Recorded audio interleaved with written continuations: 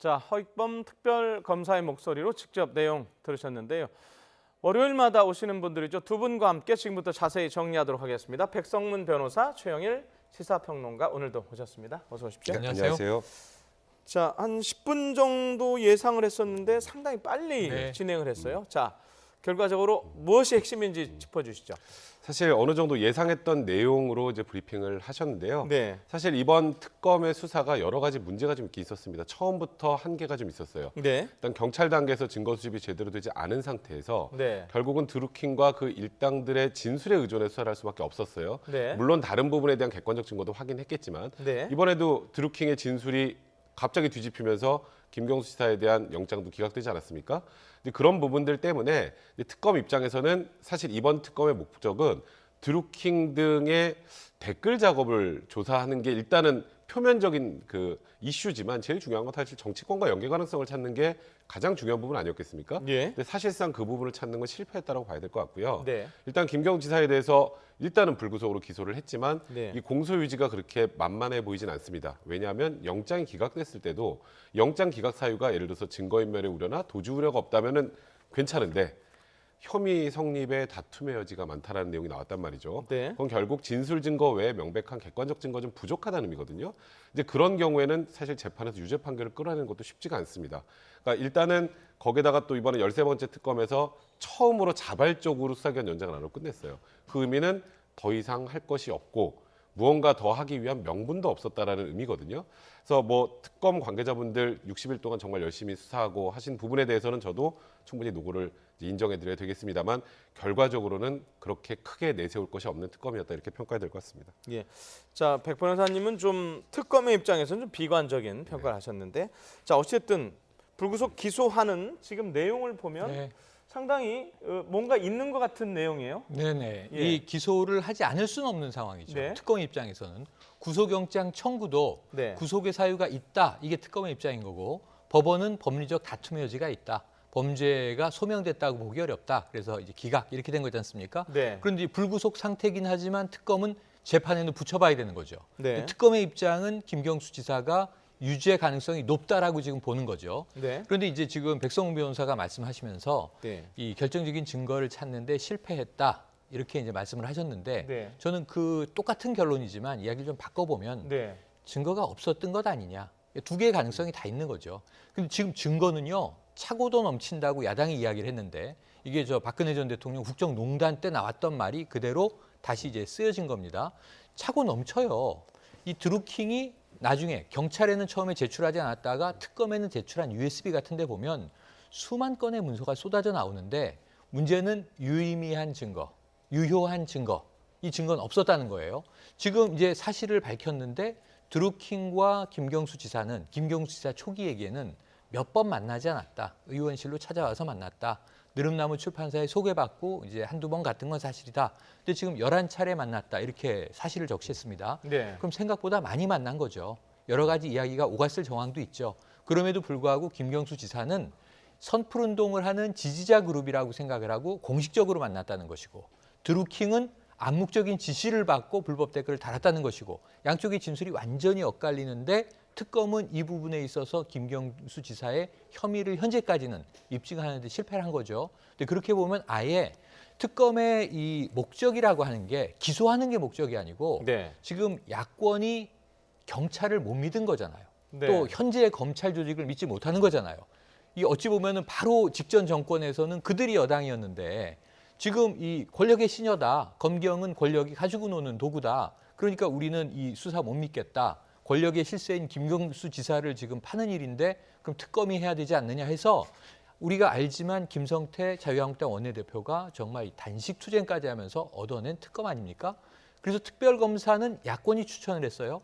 허익범 특검은 자유한국당이 추천한 것으로 전해진 인물입니다. 네. 초기에 논란이 좀 있었죠. 네. 뉴라이트 관련 단체에 참여했었다. 본인이 이걸 또 해명하기도 했습니다. 이름을 올렸던 건 사실이지만 활동하지 않았다.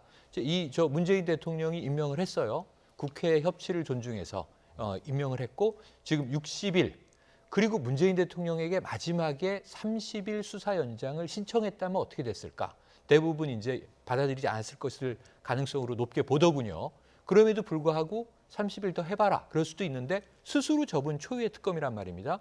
그럼 더 이상 팔 것이 없다라고 내부적으로도 결론 내렸다고 볼 수 있어요. 네. 그럼 사실은 이 특검의 목적은 진실이냐 거짓이냐를 밝힌다는 측면에서 전 실패했다기보다는 할 만큼 했는데 나오지 않았으면 네. 더 이상 나올 것은 없는 상황으로 종료되었다 이렇게 생각을 해봅니다. 그러니까 예. 조금 전에 말씀하셨던 것처럼 지금 특검에서 김경수 지사를 기소한 가장 큰 이유가 사실 11번 만난 건 의미 없어요. 11번을 만났건 100번을 만났건 사람을 만나는 게 죄는 아니잖아요. 그럼 결론적으로 댓글 작업을 하는 것을 김경수 지사가 인지한 상태에서 뭐 묵시적으로나마 동의를 하거나 묵시적으로나 요청을 했다라는 그 부분이 이제 핵심이죠. 확정이 돼야 되는데 네. 그러니까 이제 11차례 만났다라는 것도 그에 관련된 정황 증거인 거고 2016년 11월 9일 그날이 가장 중요합니다. 2016년 11월 9일에 직접 김경수 지사가 가서 킹크랩의 시연회를 보고 네. 고개를 끄덕여서 오케이 하세요라고 했다는 게 이제 드루킹의 얘기였는데 네. 그걸 입증할 수 있는 굉장히 중요한 핵심 진술이 뭐였냐면 100만 원 지급을 했다는 거예요. 김경수 지사가 보고 수고했다. 뭐 먹을 거 먹어라 뭐 이렇게 하면서 100만 원을 줬다는 건데 그게 좀 뒤집혔잖아요. 네. 그러니까 그런 것조차 지금 없는 상황이에요. 그리고 사진이 있는 것도 아니고 그리고 시연을 할 때 예를 들어서 그 안에 경공모 회원 중에 필명 둘리라는 사람이 내가 시연을 했습니다. 내가 시연을 하고 김경수 지사가 저희 요 자리에 앉아가지고요 이렇게 들었습니다라고 진술했어요. 처음에 드루킹도 맞습니다라고 했다가 대지신문 과정에서 제가 독대해서 가르쳐드렸는데요 하고 말이 바뀐 거예요. 그러면 제일 중요한 거 객관적인 사실 자체 이제 기본적인 팩트 확인 자체가 안 된 거예요. 진술이라도 일치를 해야 되는데 이 진술이 부정이 돼 버리면 그럼 이 사실 이날 11월 9일에 있었던 사실이 무엇인지 그걸 과연 저는 특검이 이제 기소를 하면 이제 공소장에 죄명 범죄 사실에 대해 소명을 해야 될 텐데 네, 네. 범죄 사실의 그날의 상황을 둘리라는 사람이 시연을 한 건지 드루킹이 시연을 한 건지 이것조차 지금 확정을 할 수 있었을까? 저는 개인적으로 그 부분이 좀 의문이 듭니다. 예. 자, 두 분 말씀을 들으니까 죄송하면 제가 상당히 헷갈리는데 지금 특검에서 아마 일문일답이 진행되고 네. 있을 것 같은데 거기다가 내가 물어볼 수도 없으니까 자, 네. 변호사님한테 한번 물어볼게요. 자, 증거도 없다고 그랬잖아요. 네. 지금 아직 확정된 게 없고 그다음 재판에 가서도 이길 가능성이 뭐 말씀하신 거 들어보면 거의 높아 없는 것 보이죠. 같은데 그러면 왜 기소를 하는 거예요? 사실 저도 만약에 아까 조금 전에 말씀하셨던 것처럼 혐의가 인정이 안 되면 접는 것도 용기입니다. 저는 개인적으로 그렇게 생각을 해요. 그런데 이제 특검이 바라보는 관점에서는 무언가 김경수 지사를 가리키는 것들은 너무 많은데 마지막 한 방이 없다고 해서 이걸 기소조차 하지 않는 것은 아니다라고 판단한 것 같아요. 그러니까 지금 특검팀에서는 그 드루킹이 건네줬던 USB에 관련된 자료, 그 2016년 11월 19일 자료들을 보면 네. 일단 거기에서 여러 가지 이제 뭐 경공모의 구성이나 뭐 경인선의 구성 그리고 그 바로 밑에가 킹크랩 시연과 관련된 문서예요. 그러니까 지금 김경수 지사는 뭐라고 진술했냐면 네. 아, 나 그 경공모 구성도 알고 그리고 저기 경인선 관련된 것도 설명 들었어요. 근데 뒤에 건 못 들었습니다. 근데 특검 입장에서 보면은 객관적인 문서로는 한 것처럼 보이잖아요. 이제 그런 것들이 많이 있으니까 특검 입장에서는 정황상 이거는 김 지사가 충분히 인지하고 그리고 최소한 묵시적으로 동의는 했다라고 이 정도 정황 증거면 된다라고 판단을 한 것 같아요. 근데 이제 제가 바라보는 이제 변호사 입장에서 바라보는 지금 그 증거는 유죄 판결 나오기에는 그래도 좀 부족하다라고 이제 저는 개인적으로 느끼기 때문에 사실 공소유지가 쉽지 않을 거라고 말씀드리는 거고요. 그래서 제가 저는 사실 영장도 청구 안 할 줄 알았어요. 근데 영장 청구하면 대신에 제가 이건 거의 100% 기각이 될 겁니다라고 말씀을 드렸는데 그런 취지로 기소하기는 제가 보기엔 좀 부족한데 특검 입장에서는 이 정도 증거면 한 번 다퉈볼 만은 하다라고 느낀 것 같아요. 그런데 만약에 그 정도 상황에서 우리 이거 기소도 안 합니다. 라고 하면 그 모든 오명을 특검이 과연 뒤집어 쓰는데 그걸 견딜 수 있었을까? 그래서 저는 개인적으로 생각할 때는 기소를 오히려 안 하는 게 맞았다고 생각을 하는데 그래도 특검이 지금까지 해왔던 걸 보면 기소를 도저히 안 할 수 없는 상황적인 한계가 좀 있었다고 봐야 될 것 같습니다. 예.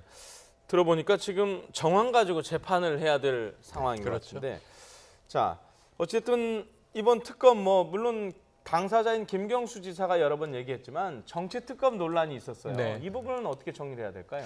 이 허익범 특검이 정말 권력의 눈치를 보지 않은 한 이건 특검의 양심에 맡겨야 되는 거죠. 네. 그리고 야당이 추천을 한 인사를 대통령이 임명을 해서 어찌 보면 이제 정권의 실세를 수사하도록 한 건데 이 수사 결과가 이제 나온 상황에서 지금 잘 보시면은 굉장히 여러 가지를 수사를 했어요. 제가 아까 눈여겨본 건 뭐냐면 이게 야권 지지층과 야당이 굉장히 관심 있어 했던 대목이 있습니다. 이게 대선 과정에서, 대선 선거 전 운동 과정에서 이 지금 영부인 김정숙 여사가 자, 경인선도 가야지 이런 대목의 영상이 나오면서 보도도 됐습니다만 봐라. 그러면 문재인 당시 대통령 후보도 경인선의 존재를 알고 있었던 거 아니냐?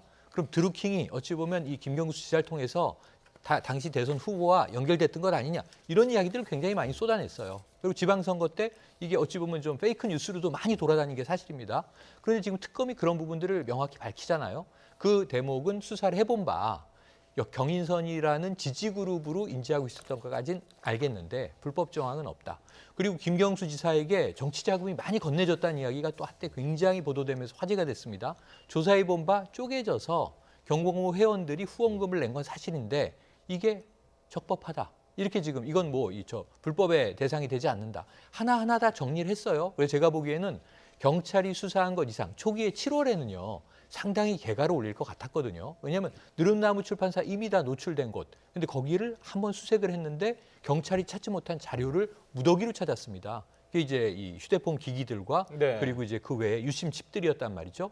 여기서 뭔가 나오겠구나 했는데 사실은 별다른 게 나오지 않았다는 점, 이런 것들을 봤을 때 저는 여러 가지 측면에서 특검이 의혹의 대상들을 제대로 수사한 것 같다. 다만 문제는 아까 백 변호사님 얘기처럼 두 가지가 남았어요. 시연회 참석 여부, 네. 묵시적인 허락 여부. 그리고 하나는 이제 이 센다이 총영사를 자리로 해서 지방선거 때 딜이 있었느냐. 근데 이게 구속영장에서는 빠졌단 말이에요, 혐의가. 근데 지금 기소에는 다시 들어갔습니다. 그렇죠. 보시면. 그래서 구속영장 때는 왜 이게 중요하게 입증 가능한 혐의였다면 뺐고 기소에는 넣느냐 이걸 보면은 기소는 일단 수상한 점은 다 넣기로 한 것 같아요. 네. 근데 이제 구속 사유는 굉장히 엄격하게 진행이 되니까 거기서 좀 자신 없는 것들은 입증하기 어려운 것들은 뺐던 것 같아요. 그런 측면에서는 지금 특검은 무기는 많지 않습니다. 다만 특검은 열심히 했으나 사실은 드루킹이 용의주도했거나 네. 아니면 정말 별 것이 없는 사안이었거나 둘 중에 하나일 것으로 한번 유무죄를 다퉈보는데 네. 뭐 한 건만 유죄가 나더라도 사실은 또 김경수 지사 입장에서는 흠결이 생기는 건 사실이거든요. 예. 한번 이건 정치적 사안으로 재판 끝까지 봐야 되는데 지금 최근에 보셔서 아시겠지만 박근혜 전 대통령이나 최순실 씨 2심 판결처럼 박영수 특검도 공소 유지를 위해서 가동되고 있잖아요. 생각보다 특검이 오래 가더라고요. 이 재판도 한 1, 2년 간다고 보면 아마 허익범 특검은 계속 재판에 임하는 과정에서 또 새로운 사실이 또 나오는지 등등 아마 상당히 좀 신경을 쓰게 될 것 같습니다. 자, 이 사안은 마지막 한 가지만 짚고 다음 주제로 좀 네. 넘어가야 될 것 같은데 어쨌든 이제 기소가 됐고 재판에 넘겨졌지 네, 그렇죠. 않습니까? 그럼 김경수 지사는 계속 재판에 참여해야 되는 거 아닙니까? 그리고 김경수 지사는 안타깝게도 네, 경상남도에서 재판을 받는 게 아니고요. 서울로 와야 됩니다. 네, 그러니까 이게 특검법에 보면 네. 1심은 3개월 이내 서울중앙지방법원에서라고 돼 있어요. 그래서 이제 일주일에 한 번 정도 최소한 이제 서울로 올라와서 재판을 받아야 될 것 같고요. 네. 뭐 그 부분은 뭐 재판을 거부할 수 있는 상황은 아니기 때문에 올라오게 될 건데 지금 아까 말씀하셨던 것처럼 이게 재판이 또 굉장히 길어질 수도 있다는 말씀을 하시는데 그렇게 길어지지는 않을 거예요. 이번에는 쟁점이 비교적 간단합니다. 이거는 김경수 지사하고 드루킹 뭐 더 넓게 보면 경공모와 이 킹크랩 시험과 관련된 공모 혐의가 인정돼야 되는 건데 그거 그렇게 어렵지 않아요. 지금 나와 있는 거하고 증인 몇 명만 이제 나중에 관련된 참고인들의 진술을 이제 부동의하는 경우에는 증인 신문 몇 번을 하면 그 부분에 대해서는 어느 정도 윤곽이 나올 것 같고요. 그다음에 센다이 총영사직을 역제안하면서 이번에 지방선거를 도와달라고 했던 부분도 결국 관련자들 진술밖에 없어요. 그럼 그 관련자들 진술 듣고 재판부에서 여러 가지 기타 정황과 이 진술이 신빙성이 있는지 없는지를 판단하기 때문에 이번 재판은 제가 보기에 예. 일주일에 한 번씩 불구속 상태로 받는다고 하더라도 네. 이렇게 길어질 가능성은 많지 않습니다. 예, 알겠습니다. 자, 다음 주제로 넘어가겠습니다. 조금 전인데요. 2시 반부터 아마 광주에서 전두환 전 대통령이 기소된 재판이 열리고 있는데 지금 당사자는 어쨌든 참석을 하지 않는다고 했는데 자, 이게 어떤 재판인지 우선 설명해 주시죠. 네, 이게 안타까운 일이죠. 지난해 전두환 회고록 네. 소위 3권짜리 책이 나오면서 네. 전두환 전 대통령이 자신의 이제 삶을 엮은 회고록이 나온 거죠. 예. 그것도 이제 자제의 출판사에서 출판이 된 겁니다. 근데 이게 나오자마자 논란이 컸습니다. 이 안에 상당히 이 대한민국 현대사를 왜곡할 수 있는 대목들이 많이 들어 있었던 거예요. 근데 일단 재판의 내용은 사자 명예훼손인데 돌아가신 분. 이미 고인이 된 예. 분에 대해서 명예를 훼손했다. 네. 이 대상자가 누구냐면 고 조비오 신부라고 네. 광주 민주화 항쟁 당시에 네. 현장을 목격하고 상당히 진실을 알리기 위해서 노력했던 카톨릭 사제분입니다. 네. 그런데 이 고 조비오 신부는 무슨 얘기를 했냐면 헬기에서 기총 사격이 있었다. 이게 최근까지도 문제가 됐던 거죠. 그래서 저 도청 앞에 건물에 네. 실제로 헬기의 기총 자격이 남아 있는 것들을 확인하고 국방부가 뒤늦게 헬기에서 기총 소사가 있었다라고 인정한 부분입니다. 네. 이게 굉장히 이제 최근에 밝혀진 사실이에요. 네. 그러니까 조비오 신부의 말은 이제 팩트로 나중에 확인이 된 것이죠. 근데 이 부분에 대해서 이 조비오 신부 같은 인물이 유언비어를 만들어냈다. 그러면서 그 책 속에 뭐라고 돼 있냐면 이게 사탄의 가면을 쓴 이 엉터리 사제다. 그리고 이제 거짓말장이다. 사제가 아니고 이런 네. 인물들은 거짓말장이다. 이렇게 좀 맹비난하는 내용이 들어있는 거예요. 그러니까 사실은 진실을 말했고 상당히 정치적 탄압을 받았던 이제 이 가톨릭 신부님에 대해서 전직 대통령이 이런 비난을 했던 부분들에 대해서 이것은 사자 명예훼손에 해당한다라고 지금 이제 피소가 돼서 네. 거기에 이제 피고인으로 재판을 받아야 되는 상황인데 지금 광주에 내려가지 않고 여러 가지 이제 이야기들이 터져 나오는 와중입니다. 예. 어제 이제 그 이유를 네. 아내 부인이 밝혔어요. 알츠하이머 네. 투병 중이라고. 입장문을 발표를 했는데 2013년부터 전두환 전 대통령이 알츠하이머 진단을 받아서 지금까지 인지 능력이 이 소송 제기돼 있는 이 조금 전에 말씀해 주셨던 이 사유 관련해서 설명을 들어도 잠시 지나면 설명을 들었다는 사실조차 깨닫지 못할 정도로 기억을 못한다. 지금 87이던가요? 네. 그렇죠. 네. 예. 근데 사실 이 부분에 관련해서 이제 가장 의문이 드는 건 그럼 작년에 회고록을 어떻게 쓰셨지? 알츠하이머 진단은 2013년에 받아서 설명도 다 인지를 못하는데 이제 그런 부분들에 대한 내용들이 있으니 네. 이 사실 신뢰가 별로 안 가는 거고요. 네. 그다음에 이제 이 입장문이라는 게 네. 이제 이순자 씨가 그러니까 말 그대로 입장문을 낸 거지 법원에 불출석 사유서를 낸 건 아니에요. 그러니까 법원 입장에서는 이런 내용을 예를 들어서 진단서 같은 게 제대로 된 것들이 첨부가 돼서 그렇게 해서 법원으로 오면 법원이 보고 이거는 도저히 출석할 수 없구나라고 판단이 되면 불출석을 허가해 주는 거거든요. 네. 근데 이번에는 재판부에는 오지 않고 지금 입장문만 이거 지금은 뭐 법원에 재판을 하는데 입장문만 발표한다고 법원이 그 서류를 받은 걸로 해주지 않아요. 그러니까 그런 것도 전혀 없는 상황이다 보니까 재판부는 오늘 재판 강행한다 이렇게 얘기가 나온 건데 네. 사실 지금 상황에서 명백한 사유가 없이 이렇게 계속 거부를 하면 이제는 구인영장이 발부될 수 있습니다. 그러면은 광주를 쉽게 말해서 강제로 끌고 올 수 있는 거예요. 광주로 내려가야 되는 거예요. 그렇죠. 원래 형사소송법에 보면 이 피고인이 불출석하는 사유들을 쭉 이렇게 적어놨는데 네. 쉽게 말해서 아주 경미한 사건, 그러니까 벌금 500만 원 이하 정도의 사건. 또 두 번째는 이제 공소기간, 그러니까 아예 재판자 기소가 잘못된 게 명백한 사건. 근데 세 번째 이제 이 부분 가지고 이제 지금 불출석을 하겠다는 건데 이제 피고인 신청을 합니다. 피고인 신청을 해서 재판부가 봐서 여러 가지 사정을 봤을 때 이번 재판은 걸석 재판으로 진행할 수밖에 없겠다. 그것도 끝까지가 아니고요. 한 번. 그 회에 공판기일은 불출석한 상태로 할 수밖에 없겠다라는 게 인정이 돼서 이제 재판부가 허가를 해야 되는데 지금 이게 재판부가 지금 허가해 줄 사항은 현재까지로 봐서는 아닌 상황입니다. 예. 근데 예. 퇴임을 하면 대통령도 일반 시민이잖아요. 예. 그럼 우리가 법 앞에 평등한 국민들이잖아요. 근데 전직 대통령들은 거의 하나같이 왜 이렇게 재판에 안 나오는가 하는 이제 질타를 드릴 수밖에 없는데 네. 자 말씀을 드려보면요. 알츠하이머가 2013년이었다. 이때부터 네. 약을 먹었다. 이런 얘기를 이순자 씨가 하고 있습니다만 네. 올 2월에 잡혔던 재판이에요. 2월에 2번 미뤘습니다. 5월로 미뤘고요. 7월로 미뤘고요. 8월로 미뤄서 8월 말에 이제 재판이 잡혀서 열리는 건데 알츠하이머라는 진단서를 2월에 못 냅니까? 2013년인지 5년 아른 거잖아요. 네. 회고록 앞에 보면 그 얘기가 나와요. 기억을 점점 잃어가고 있다는 얘기가 나와요. 그런데 최근 기억은 잃어가고 있는데 과거의 기억은 더 또렷해서 장면이 사진처럼 명확하다. 그러니까 내 회고록의 내용은 진실이라는 또 항변을 하고 있습니다. 지난해 신년 할애회 때 지인들하고요. 대구공고 시절에 학과들을 다 읊조리는 장면이 영상으로도 남아 있습니다. 네. 그러니까 이게 알츠하이머인지 아닌지도 진위가 불분명하지만 저는 뭐 87이면 충분히 치매, 알츠하이머가 오실 수 있죠. 그럴 네. 가능성도 충분히 있다고 봅니다. 그러면 아까 백 변호사님 얘기처럼 절차적으로 네. 불출석 사유를 내거나 지금 투병 중입니다 하는 이야기를 하기에 충분한 시간이 있었는데 어떻게 이게 6개월 이상 미루다가 이제 와서 출석 전날 언론에다가 입장문을 내버리니까 지금 말씀하신 대로 법원은 언론에 입장 낸 것은 이것은 공식적으로 이 서면 접수한 게 아니다라는 입장을 밝혔고 지금 재판 진행 중일 겁니다. 그럼 이런 부분들에 대해서 법을 좀 준수하는 모습을 최소한이라도 보여줬으면 하는 바람이 있습니다. 예. 자, 시간이 많지 않아서 좀 간단하게 여쭤봐야 될 것 같은데 지금 이순자 씨 측에서는 광주 말고 서울에서 하자고 이제 얘기를 하는 건데 네. 그 부분은 어떻게 볼 수 있을까요? 사실 이 부분도 이런 얘기는 좀 안 하셨으면 좋겠어요. 지금 네. 이순자 씨가 하는 얘기는 이게 5.18 광주 민주화 운동, 여기는 광주 사태라는 표현을 썼습니다만 광주 민주화 운동은 그 주변의 민심들을 고려할 때 여기서 재판받으면 무죄도 유죄로 바뀐다. 그러니까 네. 여기서 재판 안 받았으면 좋겠다라고 하는데 그 얘기는 결국 5.18 민주화 운동 관련해서 전두환 전 대통령이 했던 그런 행동들에서 잘못하지 않았다는 시각을 기본적으로 깔고 있는 거예요. 네. 그러니까 이런 것만 봐도 사실 국민들이 느끼기에는 굉장히 감정적 괴리가 크단 말이죠.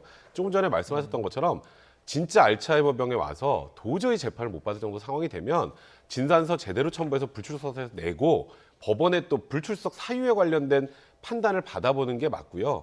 그냥 이렇게 어찌 보면 약간 언론 플레이하듯이 이런 방식으로 얘기를 던지고 알츠하이머에 관련된 것도 그렇고 지금 이 광주지방법원에서 재판하는 것도 이상하다 이런 식으로 얘기하는 거는 사실 전직 대통령을 지내셨던 분으로서는 굉장히 바람직하지 않은 부분이라고 생각이 듭니다. 예, 알겠습니다. 여기까지 듣도록 하겠습니다. 오늘 두 가지 주제에 대해서 얘기했는데요. 자, 백성문 변호사, 최영일 시사평론가였습니다. 두 분 고맙습니다. 고맙습니다.